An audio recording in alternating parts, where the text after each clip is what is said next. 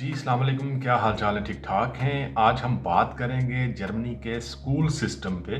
ये एक्चुअली एक क्वेश्चन था और उस पे मैंने रिप्लाई किया था जी कि हम इस पे एक तफसील से वीडियो जो है वो बनाएंगे, अपलोड करेंगे। तो आज की वीडियो का टॉपिक है जर्मनी का स्कूल सिस्टम। यहाँ पे किस तरह के स्कूल होते हैं और बच्चे उनमें एडमिशन कैसे लेते हैं और किस तरह की एजुकेशन होती है। वीडियो में आगे बढ़ते हैं। यहाँ पे जो सबसे पहला स्कूल है वो आता है ग्रुंडशुले कहते हैं उसको, प्राइमरी स्कूल। वहाँ पे बच्चे जो है वो पहली जमात से लेके चौथी जमात तक, फोर्थ स्टैंडर्ड तक जो है वो एजुकेशन लेते हैं। उसके बाद जो है वो 3 किस्म के स्कूल जो हैं वो आते हैं। सबसे पहले रियालशुले, हाउप्टशुले या गिम्नाजियम।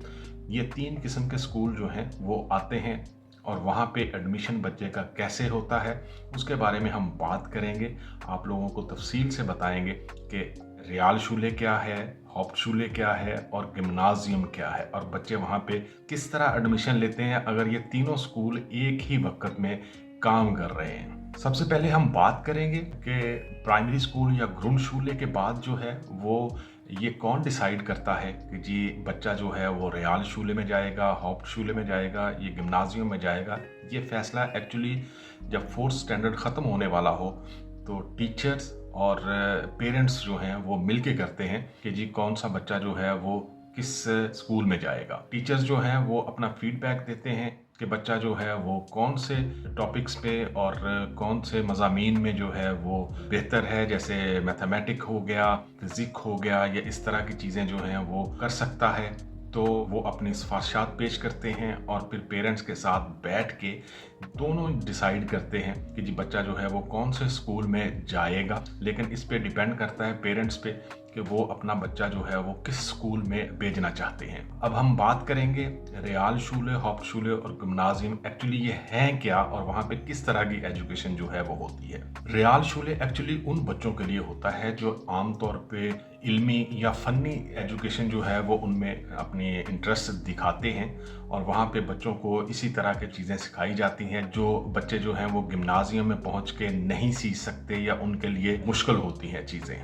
रियालशुले एक्चुअली उन बच्चों के लिए होता है जो तकरीबन मीडियम जो हैं वो होते हैं, बहुत ज़्यादा लायक नहीं होते या बहुत ज़्यादा जो है वो नालायक नहीं होते, वो एक्चुअली सेंटर में होते हैं। रियालशुले का जो दौरानिया है वो 5वीं जमात से लेके 10वीं जमात तक होता है ये स्कूल। रियालशुले में जो निसाब होता है वो ज़्यादा अमली और इल्मी होता है ज़्यादा, लेकिन वो गिम्नाजियम के जो निसाब होता है या जो सब्जेक्ट होते हैं उनसे ईजी होता है। रियालशुले कंप्लीट करने के बाद स्टूडेंट्स जो हैं वो वोकेशनल एजुकेशन की तरफ जाते हैं और डिफरेंट तरह के स्किल्स सीखने की कोशिश करते हैं ताकि वो प्रैक्टिकल लाइफ में आगे बढ़ सकें। इसके बाद जो दूसरा स्कूल है वो एक्चुअली है हाउप्टशुले। उसका मकसद जो है वो उन तलबा के लिए है जो जल्दी जो है वो अपनी प्रैक्टिकल लाइफ स्टार्ट करना चाहते हैं, कोई रोजगार सीखना चाहते हैं। इसी तरह के जो है वो सब्जेक्ट वहाँ पे बच्चों को पढ़ाए जाते हैं और इसका दौरानिया जो है वो 5वीं जमात से लेके तकरीबन 9वीं या 10वीं जमात तक हो सकता है, क्योंकि ये डिफरेंट स्टेट का डिफरेंट सिस्टम है। कहीं पे 9th तक है, कहीं पे जो है वो 10th स्टैंडर्ड तक है और टीचर्स कोशिश करते हैं इस तरह के सब्जेक्ट होते हैं ताकि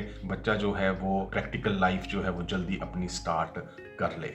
इसके बाद जो तीसरा होता है वो गिम्नाजियम है। गिम्नाजियम कहते हैं उसको। उसमें जो एजुकेशन है वो 5th स्टैंडर्ड से लेके तकरीबन 12वीं तक या 13वीं तक होती है और उसके बाद तलबा को जो है वो एक एग्ज़ाम पास करना होता है जिसको आबिटूर कहते हैं यहाँ पे जर्मनी में। आबिटूर करने के बाद वो किसी भी यूनिवर्सिटी में एडमिशन ले सकते हैं, लेकिन उसके लिए भी यहाँ पे चेक करते हैं कि उसका आबिटूर में नंबर कितने हैं या कितने पॉइंट्स स्कोर किए हैं। यहाँ पे उसको नोटे कहते हैं, कितने नोटे हैं उसके बाद ये डिसाइड होता है कि वो कौन सी यूनिवर्सिटी या किस प्रोफेशन में जो है वो उसको एडमिशन मिल सकता है। गिम्नाजियम जो है वो उसका जो स्टैंडर्ड है वो तकरीबन हाई होता है। वहाँ पे तकरीबन आलमी मेयार के जो है वो इंटरनेशनल स्टैंडर्ड्स के सब्जेक्ट जो हैं वो होते हैं और वहाँ पे कोशिश की जाती है कि बच्चा जो है वो ये स्टूडेंट्स जो है वो यहाँ से निकल के यूनिवर्सिटी में जाए तो उसको ज़्यादा प्रॉब्लम ना हो। जर्मनी का ये एजुकेशन सिस्टम एक्चुअली डिफरेंट सलाहियतों या दिलचस्पियों के हामिल तलबा को उनकी ज़रूरियात के मुताबिक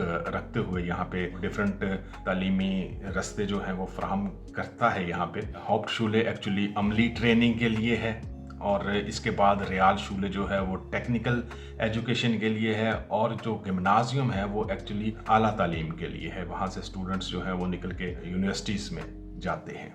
लेकिन इसमें थोड़ा सा डिफरेंट ये होता है कि अगर बच्चा रियाल शूले या हॉप शूले में है और उसकी कारकर्दगी वहाँ पे अच्छी है तो उसको गिम्नाजियम में मुंतकिल किया जा सकता है, वो अपना ट्रांसफ़र करवा सकता है। और अगर गिम्नाजियम में है और वहाँ पे वो वहाँ के स्टैंडर्ड के मुताबिक जो है वो एजुकेशन उसके लिए डिफ़िकल्ट है तो उसको भी चेंज किया जा सकता है। यहाँ पे ये सिस्टम होता है कि अगर बच्चा जो है ना आपका रियाल शूले या हॉफ शूले में चला गया है और वो वहाँ पे अच्छा पिक कर रहा है सब्जेक्ट्स को, तो उसको गिम्नाजियम में ट्रांसफ़र किया जा सकता है। टीचर्स ये खुद करते हैं, सिफारिश करते हैं कि ये बच्चा जो है वो अच्छा है और ये फ्यूचर में जो है वो अच्छा कर सकता है, तो ये टीचर्स ट्रांसफ़र कर सकते हैं उसको। पेरेंट्स अगर चाहें तो वो भी ट्रांसफ़र कर सकते हैं, लेकिन इन दी एंड जो डिसीजन होता है ना वो पेरेंट्स का होता है कि जी कि वो अपने बच्चों को किस जगह पे जो है वो भेजना चाहते हैं। ये सारे स्कूल जो हैं इनका एक्चुअली मकसद यही है कि स्टूडेंट्स जो हैं वो बेहतर से बेहतर एजुकेशन ले सकें इंटरनेशनल स्टैंडर्ड के मुताबिक, और फ्यूचर में जो है वो किसी अच्छे प्रोफेशन में जाके किसी भी कंट्री के स्टूडेंट्स हों